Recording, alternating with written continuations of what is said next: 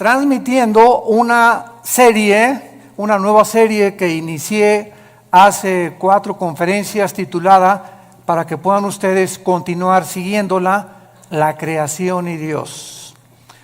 La creación y Dios. Esta sería la 5ª conferencia. ¿Y qué estamos haciendo con esta nueva serie sobre la creación y Dios? Estamos redescubriendo el libro del Génesis, ni más ni menos.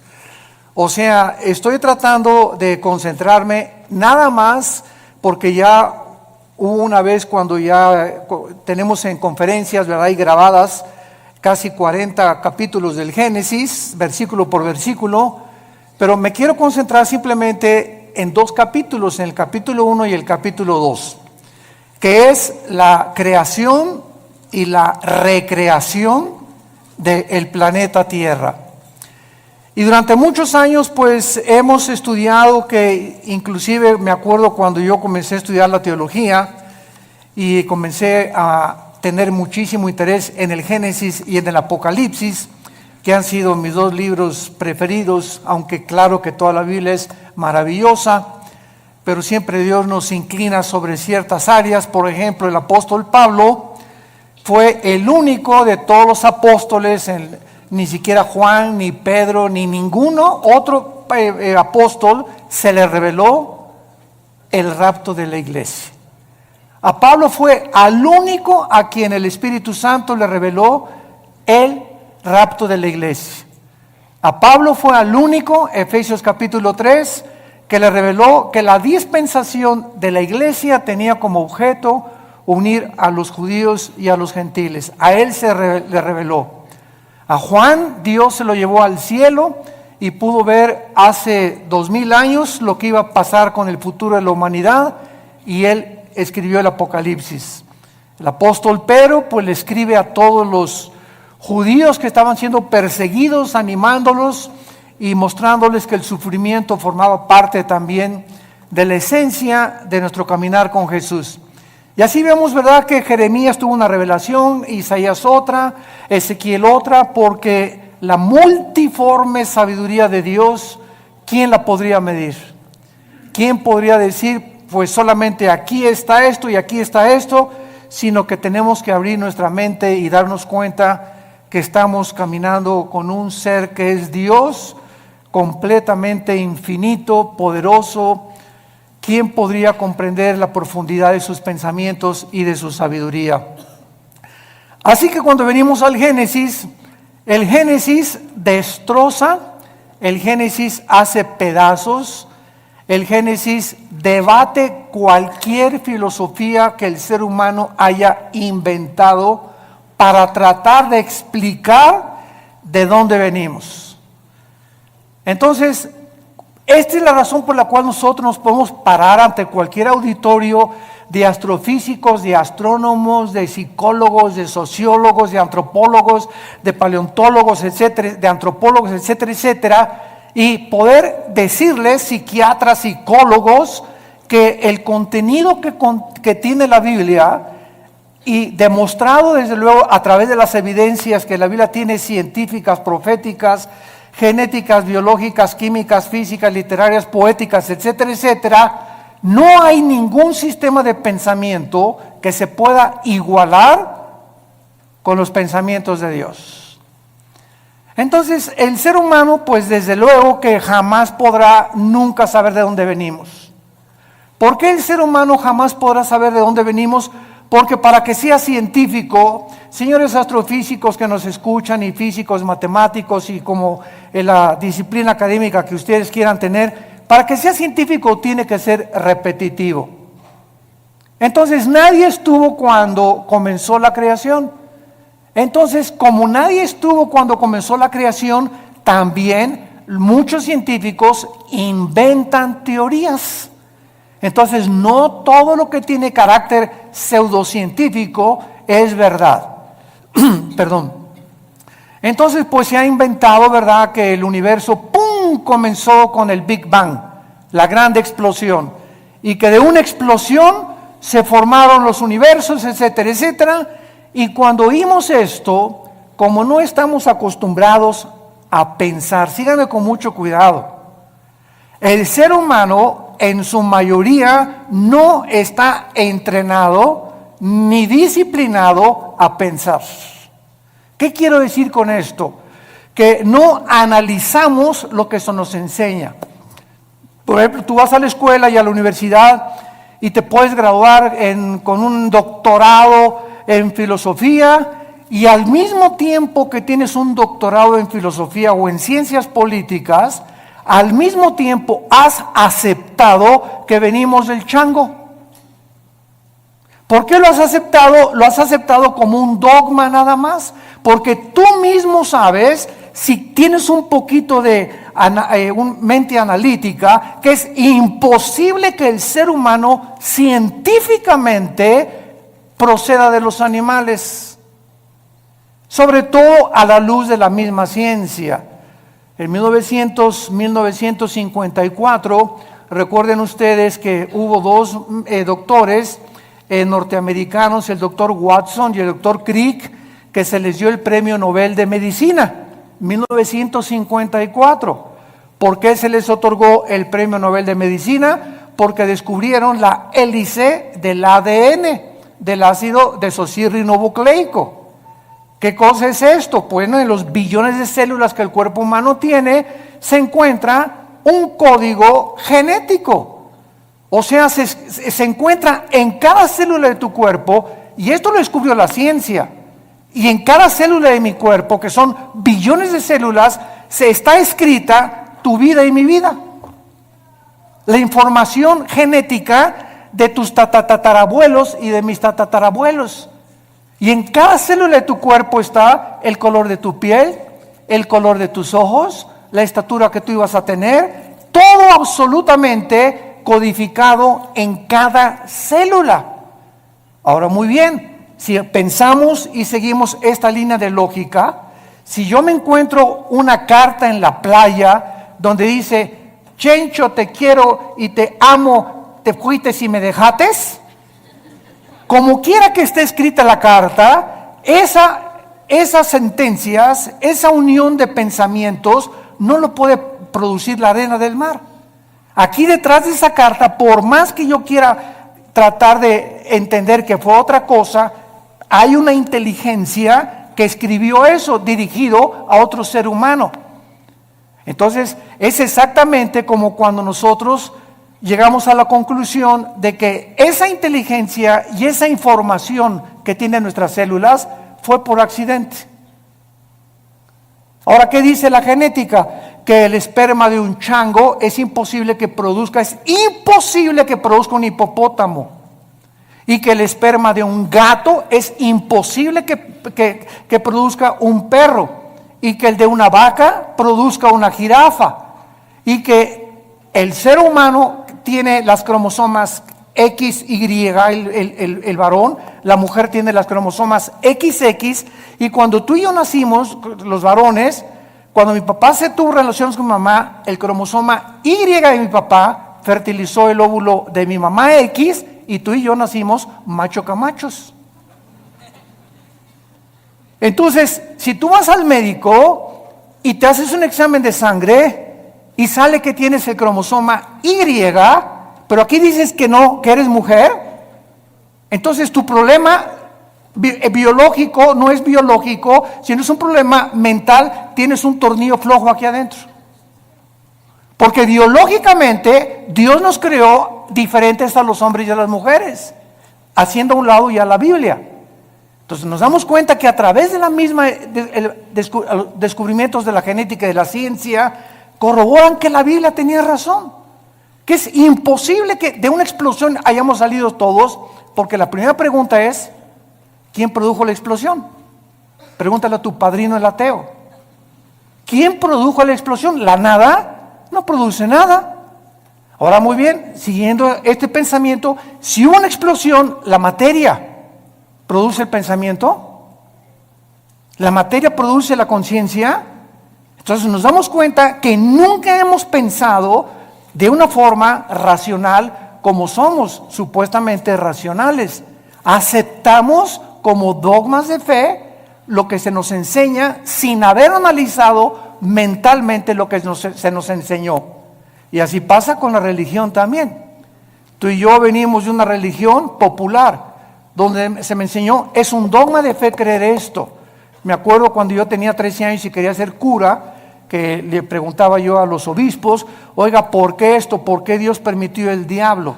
¿Y por qué José no pudo tener relaciones con María? Es dogma de fe y lo tienes que creer. O sea, no pienses, acéptalo nada más. Y fue cuando yo me rebelé y me volví ateo. Entonces tuve como 15 años, 17 años en el ateísmo. ¿Por qué? Porque yo no aceptaba que yo tenía que aceptar algo cuando Dios me dio una mente analítica y tenía yo que pensar que lo que me estaban enseñando tuviera coherencia o hubiera evidencias para poder aceptarlo.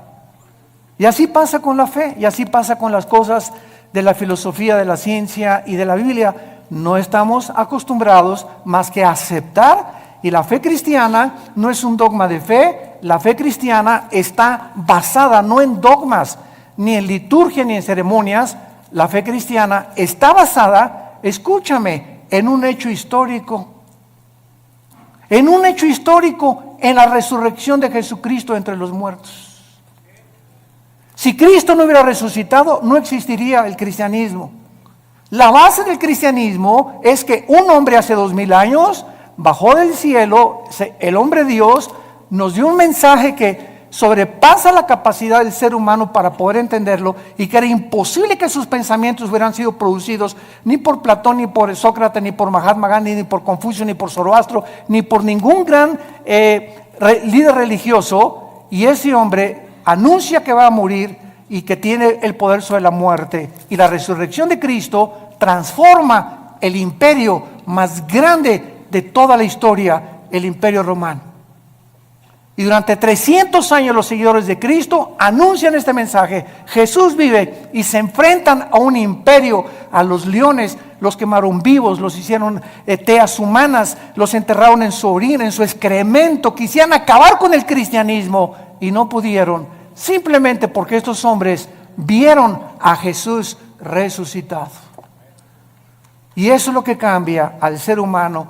No tenemos una Biblia con dogmas, tenemos una Biblia con evidencias históricas, arqueológicas, químicas, genéticas y de cualquier disciplina que tú quieras mencionar. Muy bien. En el capítulo 1 del Génesis, los que traigan su Biblia, recuerden siempre que los que no traigan Biblia, siéntense con un cristiano. Una de las tragedias más grandes del siglo XXI es que se calcula que el 80% de los cristianos van a la iglesia sin Biblia. Y nunca el Espíritu Santo va a poder tratar con tu vida si no te sientas con tu Biblia en las rodillas, y cuando estás recibiendo la palabra de Dios, estarla viendo, estarla hojeando, estarla aprendiéndola a manejar, porque es la espada del Espíritu. Entonces dicen unos, ¿para qué quiero la Biblia si ya pasan en las pantallas los versículos, etcétera, etcétera? De todas maneras, tenemos que aprender a ser hombres de la palabra de Dios. Bueno, Génesis capítulo 1, versículo 1 y versículo 2. En el principio creó Dios los cielos y la tierra. Bereshit bara Elohim hasamayin haaretz. Es lo que dice en el hebreo. Son 7 palabras. Es impresionante el número 7 en la Biblia.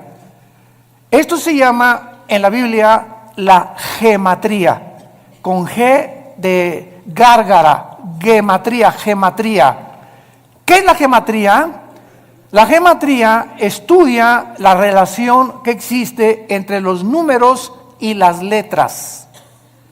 Entonces, cuando venimos a un libro como la Biblia, no es coincidencia que desde el primer versículo se demuestre que el 7 es el número de la perfección y el número con el que termina la Biblia en el Apocalipsis. En el Apocalipsis el 7 está desde el primer capítulo hasta el último capítulo. 7 espíritus, 7 sellos, 7 trompetas, 7 copas, etcétera, etcétera. 7, 7, 7, 7. ¿Por qué? Porque solamente el hebreo, el lenguaje hebreo y el lenguaje griego tienen un símbolo en las letras. Recuerda cuando íbamos a la escuela, ¿verdad? Lo recordamos todos, que nos enseñaron los famosos números romanos. Entonces, me enseñaron en la escuela que la B representa el 5, la X, el 10, 2X, 20, 3X, 30, L, 50, C, 100, etcétera, etcétera. Y así vemos que detrás de los números hay un símbolo de las letras numérico. Pasa lo mismo con el hebreo. Entonces, cuando venimos al hebreo, cuando venimos al lenguaje original de la Biblia, encontramos que detrás de todo lo que nosotros vemos como aparentemente letra o tinta, se encuentran secretos de Dios. Hace algunos años, ustedes recordarán los famosos códigos de la Biblia, que unos judíos, cuando se inventaron las computadoras, comenzaron a computarizar principalmente el libro del Génesis y encontraron lo que se llaman los números secuenciales, que cada 7 letras o cada 7 versículos se encontraba el nombre de Yoshua, que es Jesús. Y que a través de este análisis comenzaron a encontrar que había tantas cosas escondidas que era imposible que los seres humanos lo hubieran podido hacer. Así que si un ser humano hubiera comenzado a inventar, en el principio creó Dios los cielos y la tierra, ¿quién se lo dijo? Y el orden que tenemos en el Génesis de la creación es el orden en el que la ciencia corrobora que así existió la creación. Por ejemplo, nosotros no podíamos existir si antes no existieran las plantas por la fotosíntesis, y si no existiera el agua, y si el sol no estuviera alumbrándonos, ni la luna tampoco, ni la tierra girando perfectamente bien sobre su eje alrededor del sol. Antes de que el ser humano fuera colocado en el planeta Tierra, Dios ordenó un medio ambiente adecuado para que tú y yo pudiéramos existir.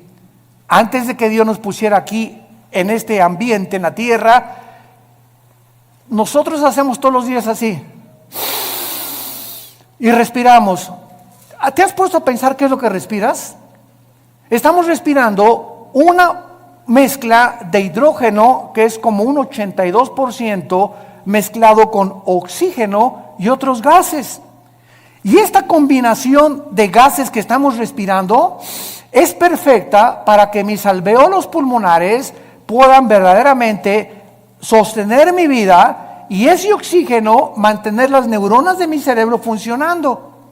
Y si yo me salgo de la atmósfera y me voy a la luna o a algún otro planeta, nos ahogamos, porque no existe fuera de la atmósfera ni en toda la Vía Láctea ningún oxígeno combinado, ni hidrógeno ni gases para que el ser humano pueda sobrevivir. Cuando tú tienes un niño o cuando estás embarazada y vas a tener un niño, ¿qué es lo que hacen las mamás antes de que nazca? Pues preparan la cunita y preparan el zarapito y preparan sus chupones. O sea, cuando el niño nace ya tiene un medio ambiente adecuado para poder sobrevivir y para que el mundo lo reciba. Entonces ya la mamá tiene su cunita y todo precisamente porque lo preparó antes de que él naciera. Dios, antes de colocar al ser humano en este planeta, todo lo preparó. Nos puso una puesta del sol, valles, agua limpia, árboles, manzanas para que cuando yo arrancara una manzana tuviera las propiedades nutriológicas y las vitaminas y los minerales que puedan ayudarme a mi digestión. En el plátano Dios le puso mucho potasio, que es bueno para el cerebro. En las uvas le puso antioxidantes. Y así vemos que en todo lo que nos rodea está interrelacionado con nuestra existencia y sobrevivencia. Entonces no es coincidencia que yo agarre una nuez, que agarre un higo, que agarre un plátano, que agarre una manzana, un durazno, etcétera, etcétera, y tenga lo que me rodea, las características para que yo pueda seguir viviendo. Esto es maravilloso, pero repito, no nos hemos puesto a pensar en eso. Todo lo aceptamos, ¿verdad? El plátano y la manzana, no, pues sí, pero sigo creyendo que vengo de Chita. Pero así es como nosotros hemos vivido por mucho tiempo y santos de Dios, ya basta. tenemos que comprender que Dios nos ha revelado, dice Efesios 1, el misterio de su voluntad. Dios quiere que nosotros podamos conocer los secretos que todavía el mundo no ha conocido, por lo cual el mundo se encuentra al borde de una tercera guerra mundial. Estamos en el siglo XXI y vemos ahorita un desajuste total de los gobiernos, de las ideologías, de las filosofías. La misma ciencia está como loca tratando otra vez de a ver si a través de la ciencia podemos nosotros sobrevivir. Hemos hecho un pobre papel como administradores de este mundo y estamos a punto de autodestruirnos nosotros porque nos hemos creído dioses. Y hemos sacado a Dios de la ecuación y hemos creído que tenemos el potencial y los talentos y la inteligencia para que nosotros resolvamos los problemas que van más allá de nuestra capacidad para poder resolverlos. No somos dioses. Somos seres finitos, somos agentes morales responsables de nuestras acciones y algún día tú y yo le vamos a dar cuentas a Dios. Si tú mueres ahora en Navidad, o el 25, o el 31 de la borrachera que te vas a poner, o el año que entra, en el momento en que tú mueras, se acabó para toda la eternidad tu oportunidad de venir hoy a la cruz. Cuando oigas su voz, no te endurezcas. Tú ni yo no sabemos cuándo Dios nos va a llamar a partir y a salir de este mundo al otro mundo que es más real que en el cual estamos viviendo. La Biblia dice, prepárate para encontrarte con tu Dios. En el principio creó Dios los cielos y la tierra. Veamos nosotros en primer lugar la palabra Bereshit, que es la palabra que se tradujo principio. Y es la palabra que se tradujo en el griego para orígenes. Bereshit, con B de burro. S-H-I-T al final, Bereshit. La palabra Génesis es la palabra hebrea Bereshit, que significa orígenes. Síganme con mucho cuidado. Antes de que Dios dijera en el principio, ¿Dios existía, sí o no? Ok, Él existía antes de el tiempo, el espacio y la materia. Cuando Dios dice en el principio, estamos viendo el principio del tiempo, apúntalo, el principio del espacio y el principio de la materia, exactamente como la física lo confirma y lo certifica. El espacio, el tiempo y la materia son indivisibles. No puede existir el espacio sin la materia, ni la materia sin el tiempo. Y esta fórmula, o estos tres elementos que son los que forman el universo que nos rodea, fue precisamente lo que hasta 1900, aproximadamente entre el 32 y el 42, un científico alemán que huyó del nazismo a Estados Unidos, llamado Alberto Einstein, descubrió con su famosa fórmula de la teoría de la relatividad. E, la energía, igual a m a la masa por la velocidad de la luz al cuadrado.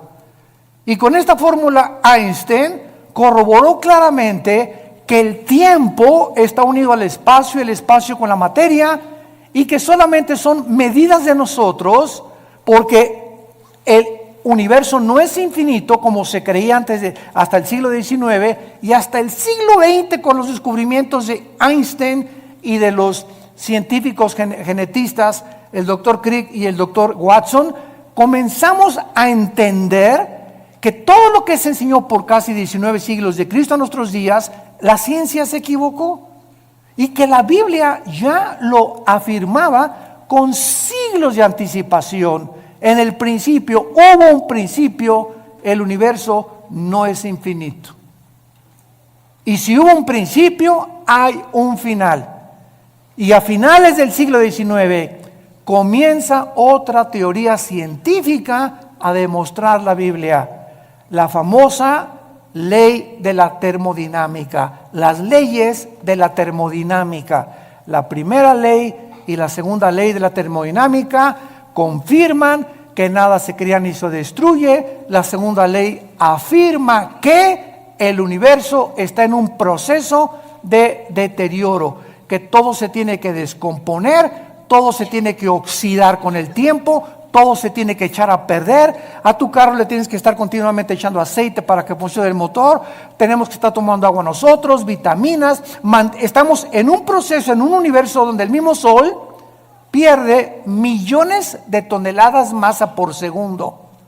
El Sol pierde millones de toneladas masa por segundo.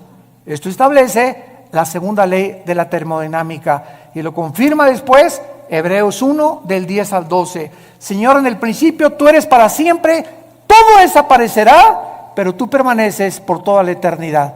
La Biblia ya enseñaba que el universo tenía algún tiempo que terminarse. Esto se conoce en la física como la ley también de la entropía, si lo quieres apuntar. La ley de la entropía, del desgaste, que la Biblia tiene otro nombre y es en Romanos 8 la ley de la corrupción. Todo se está corrompiendo, todo se está echando a perder. Vivimos en un universo donde ya nacemos chiquititos, llegamos a lo máximo de nuestra creación de la juventud, a la tercera, ahora dicen que ya no es la tercera edad, sino que es la cuarta edad también. Y los que llegan a la cuarta edad, ¿verdad? Ya comenzamos a ser los viejitos como fuéramos chiquitos, ya nos tienen otra vez como bebés, que cuidarnos, que sentarnos en silla de ruedas, que darnos de comer en la boca, porque se nos comienza a encoger todo el cuerpo, comenzamos a perder funciones del pulmón, del corazón late con más, con más resistencia y con más trabajo, y todo otra vez regresamos otra vez a la tumba, porque del polvo de la tierra el cuerpo humano fue formado también de acuerdo a la Biblia. En el principio creó Dios los cielos y la tierra. Entonces, este principio es algo increíble porque Dios era eterno. Vean esto, aquí está la eternidad.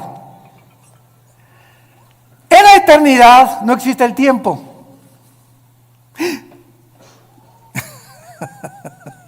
En la eternidad no hay pasado, no hay presente, ni hay futuro. En la eternidad es una dimensión donde nosotros todavía no estamos más que espiritualmente, ya somos partícipes de la eternidad al haber entrado Jesús a vivir a nuestra vida. Esta es la vida eterna, Juan 17, 2 y 3, que te conozcan, que conozcamos. Ya estamos en la eternidad, aun cuando no estamos experimentalmente en la eternidad, aunque no estamos físicamente en la eternidad, hasta que nuestros cuerpos sean renovados, resucitados, con las características para vivir en otra dimensión que no es el planeta Tierra, ni en el universo donde tú y yo vivimos. Entonces, en la eternidad, como no existe el tiempo, Dios se revela a Moisés y le dice: mi nombre es Pancho. ¿Eso dijo? Llámeme Juan. Llámeme Santiago. Dios le dice a Moisés en Éxodo 3, te voy a dar mi nombre, Moisés, y nos funda los fusibles el nombre de Dios. Yo soy el que soy. Que es la palabra hebrea Yahweh, que los judíos ni siquiera se atreven a mencionarla, porque son 4 letras nada más, y que no se atreven a mencionar por lo que consideran demasiado sagrado. Todos los judíos, en lugar de decir Yahweh, dicen Adonai. Y por eso, ¿verdad?, hay muchos judíos que quieren que nosotros los cristianos no digamos Dios. Y cuando ellos escriben Dios ponen D mayúscula, guión o S. Y para no poner la palabra entera Dios. Bueno, es la forma de pensar de ellos, ¿no? Y nosotros tenemos otra forma de pensar, porque ese Dios del Antiguo Testamento se reveló en Yoshua, en Jesús, que significa el Salvador. Dios habita en la eternidad y por eso dice: yo soy el que soy, porque Él es el Dios del presente. Yo soy el que siempre he existido. Todo el universo y todas las criaturas tenemos una causa para existir. Una vez me preguntó un niño, muy interesante y muy lógico: Oiga, ¿quién creó a Dios? Una muy buena pregunta de los niños. Muchas veces ellos quieren pensar más que los mismos adultos. ¿Tú nunca te has preguntado eso? No, nada más leí el Calimán. Por eso. Este niño, cuando me dijo que quién había creído a Dios, me puso a pensar realmente. Y entonces, claro que le dije, espérame tantito, me agarró de sorpresa, pero me acordé que en la física todo efecto tiene una causa. Y no existe nada que no tenga una causa para poder existir. Entonces, Dios, le contesté, es el único ser que no es causal. O sea, Dios no lo creó nadie. Porque si algo hubiera sido lo que hubiera creado a Dios, ya no sería Dios. Esa causa que lo creó hubiera sido más grande que Él. Entonces, esa causa tenía que ser más inteligente y por eso llegamos siempre a una causa única que es Dios, de donde proviene todo lo demás. Entonces, a Dios no lo creó nada, porque si hubiera sido creado, hubiera sido criatura finita, como tú y yo somos finitos, porque tuvimos un principio, tendremos un final cuando nosotros muramos. Entonces, Él habita la eternidad, dice en Isaías, el que habita la eternidad y la santidad y con los quebrantados de corazón. Ahora, pongan mucha atención. Aquí no existía nada, la eternidad. En el principio creó Dios los cielos, plural, shamayim en el hebreo. ¿Cuántos cielos hay? ¿Perdón? 3, 2 Corintios 12, del 1 al 3. El apóstol Pablo habla de 3 cielos. ¿Cuáles son los 3 cielos que este libro maravilloso nos revela? En primer lugar tenemos el cielo atmosférico, de la atmósfera hacia abajo. De la atmósfera hacia abajo es donde el ser humano puede vivir. Y de la atmósfera hacia abajo es donde opera Satanás. Efesios 2, del 1 al 3. Se le llama a Satanás el príncipe de la potestad del aire. Y esa palabra aer en el griego es atmósfera. O sea, Satanás opera de la atmósfera hacia abajo. Sígame con cuidado. Estamos pensando, ¿verdad? Muy bien. ¿Qué existe en el mundo invisible de la atmósfera a su alrededor? Ondas de radio, ondas de sonido. Ahorita está pasando por aquí la charrita del cuadrante. Aquí está FM, diferentes bandas que yo no las veo ni las oigo, pero tengo un aparatito que se llama radio y ese radio tiene un diseño para que cuando yo le vaya moviendo el botoncito, agarre esta banda o agarre esta banda o AM o FM, que con mis oídos físicos no los puedo yo sintonizar, pero ese aparatito lo traduce y lo traslada a mis oídos. Entonces, de la atmósfera hacia abajo, Satanás tiene el control de los medios de comunicación. Cuidado con lo que lees y lo que oyes en la televisión. Cuidado las películas que ves. Cuidado la música que escuchas. Cuidado los mensajes que escuchas. Porque esto es precisamente el control de Satanás. Dice en 1 Timoteo 4:1, muchos apostatarán de la fe en los últimos tiempos. ¿Qué dice? Viendo, oliendo, tocando. No, dice, muchos apostatarán de la fe oyendo a espíritus engañadores. Es a través del sentido del oído que los demonios pueden afectar mi mente y tu mente. Cuídate con los amigos que tienes que te hablen cosas. Ay, sí, ¿a poco tú ya eres virgen a los 25 años de edad? Ay, pues ahora la moda es que todas las muchachas se acuesten con sus novios y ya, ¿verdad? Para probarnos. Y comenzamos a oír algo que no viene de Dios. Y viene de tu compadre, de tus familiares, de tus amistades, pero siempre es a través de el oído. Y lo que viene de Dios, Romanos 10:17, la fe es por el oír y el oír. ¿Qué estamos oyendo más? ¿El radio? ¿La charrita del cuadrante? ¿El FM? ¿La música del mundo? ¿Los consejos del mundo? ¿O estamos oyendo a Dios? En la proporción en la que tú tengas contacto con la Biblia y oigas lo que Dios a través de la Biblia te quiere decir, es en la proporción en la que tendrás discernimiento para saber que cuando oigas algo que no es de Dios, tú ya tienes tu oído tan afinado que dices, esto no es de Dios, no te oigo, no me digas eso por favor, esos chismes ya no los quiero oír. Y comenzamos nosotros a aprender a rechazar el espíritu de mentira y el espíritu de error que siempre viene a través de lo que oímos. Esto es impresionante y miren ustedes lo que les voy a contar en este momento. En el versículo 3 la Biblia dice, y Dios dijo que sea la luz. No estoy mal, estoy haciéndolo a propósito. Oiga, pero ¿cómo es posible que Dios diga día la luz si hasta el cuarto día el Dios puso en movimiento el sol y la luna? Fíjense cuántas cosas hemos oído y no hemos pensado para saber que aquí hay una aparente contradicción. Oye, que sea la luz y hasta el cuarto día y Dios pone en movimiento el sol y la luna. Entonces, ¿cómo puede haber dicho Dios que sea la luz si hasta el cuarto día aparece el sol y la luna? La física nos va a ayudar. ¿Qué es la luz, señores físicos que nos acompañan?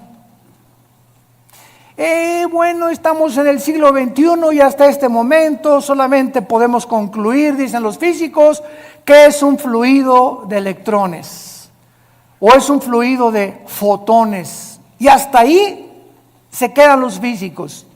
En otras palabras, lo podríamos resumir. La luz es energía. Energía. Muy bien. Cuando Dios dijo, antes de que cualquier cosa en el planeta Tierra funcionara, que sea la luz, Dios ponía alrededor de la Tierra energía que se conoce como la energía electromagnética. Apúntalo. El electromagnetismo es algo que rodea el planeta Tierra, síganme con mucho cuidado, y gracias a este poder electromagnético que rodea la Tierra, ahorita tú me estás escuchando. Porque del electromagnetismo hacia abajo, mi voz, el sonido, viaja en ondas. La luz viaja también en ondas. Las tinieblas son estáticas. Las tinieblas no viajan, las tinieblas están estáticas, la luz viaja. Y cuando Jesús dice que Él es la luz y que los que le seguimos no vamos a estar en tinieblas, significa que los que seguimos a Jesús estamos continuamente avanzando, continuamente. Los que no tienen a Jesús están ahí hace 20 años, hace 30 años, así. No han avanzado en sus vidas sí, son doctores, son esto y el otro, pero jamás han podido entender nada de lo que los rodea y su vida solamente es comer, beber, dormir. Como las vacas en la mañana, con la comida, la cena, y al otro día, ¿qué negocio voy a hacer? ¿Por dónde voy a avanzar? ¿Qué voy a estudiar? Y así llegan a los 70, 80 años de edad, nacieron en las tinieblas, vivieron en las tinieblas y regresan a las tinieblas. Nunca descubrieron el propósito por el cual Dios los creó.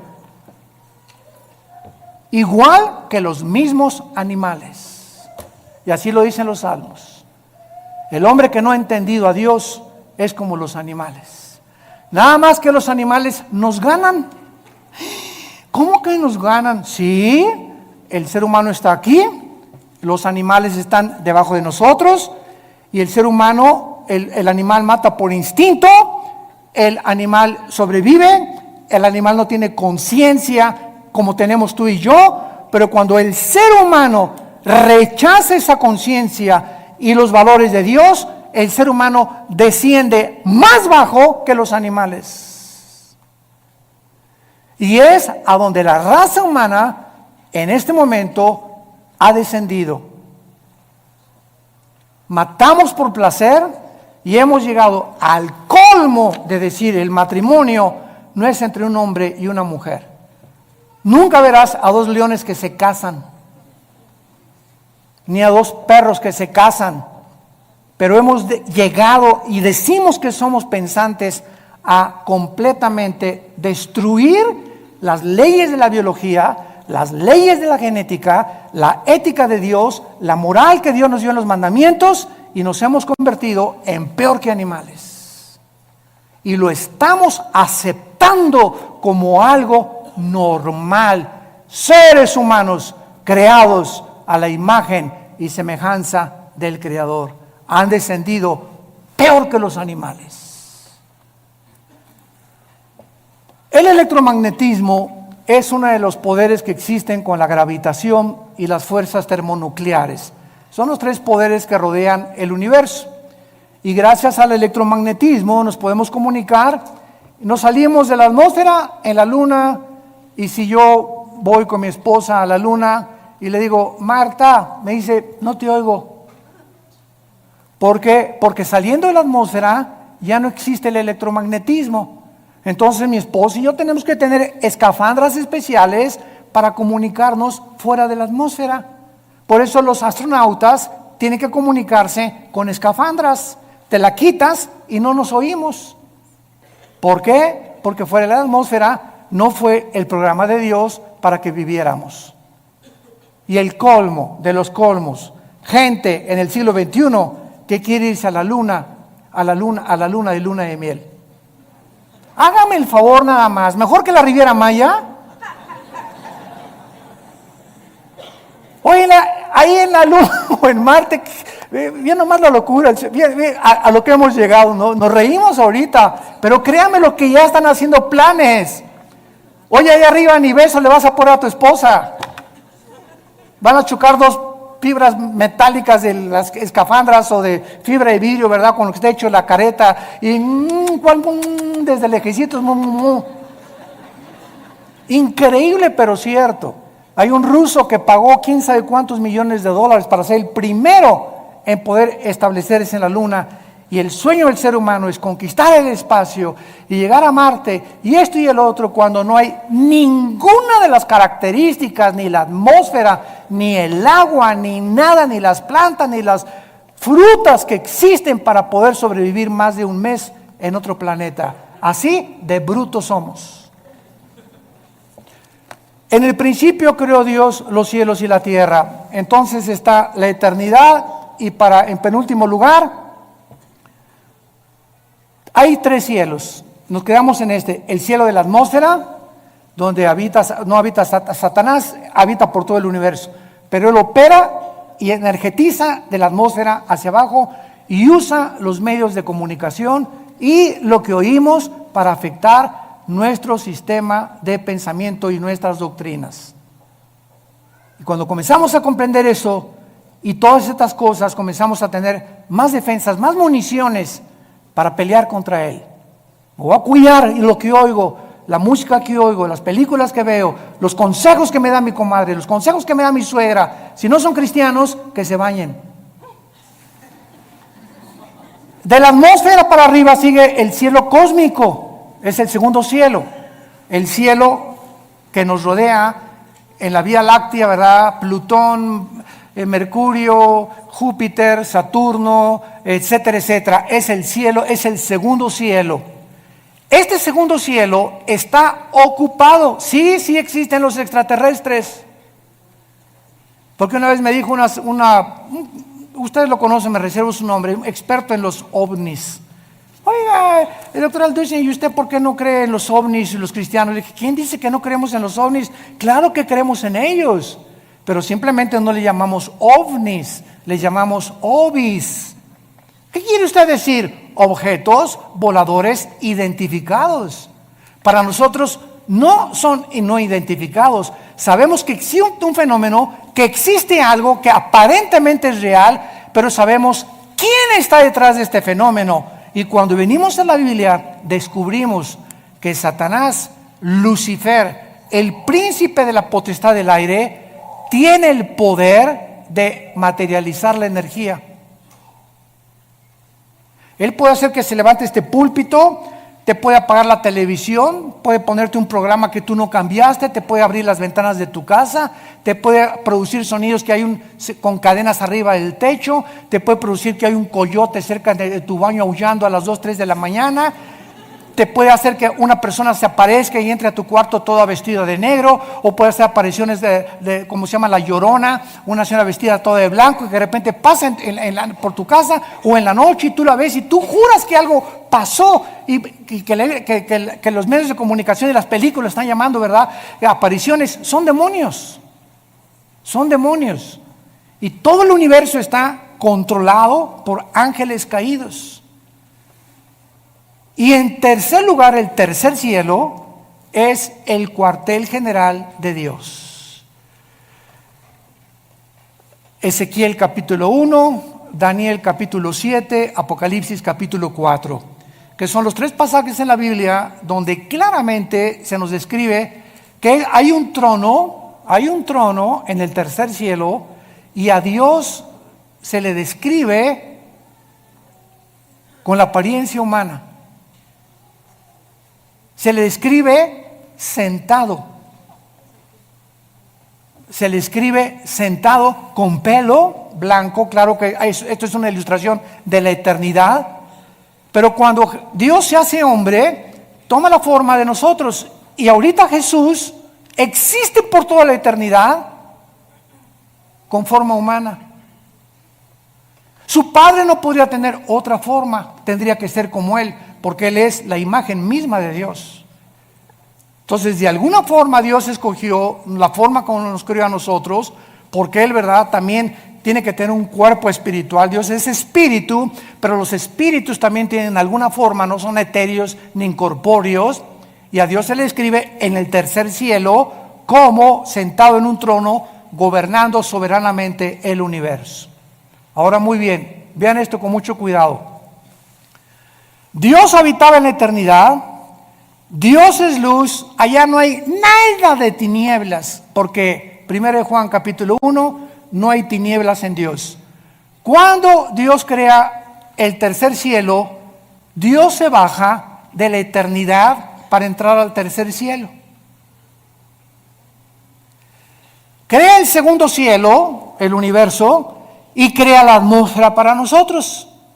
Y desde el principio de la Biblia, cuando dice Juan, en el principio era el verbo, está hablando del principio del tiempo, el espacio y la materia.